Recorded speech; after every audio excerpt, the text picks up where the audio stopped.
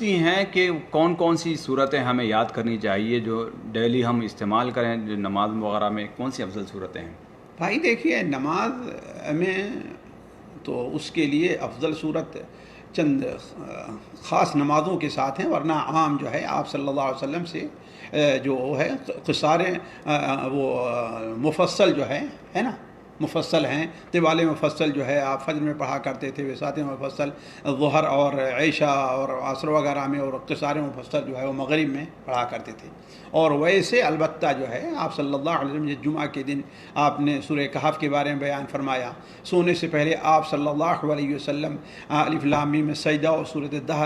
الملک کی تلاوت کیا کرتے تھے، الملک کی تلاوت فرمایا کرتے تھے۔ سونے سے پہلے آپ صلی اللہ علیہ وسلم معوذات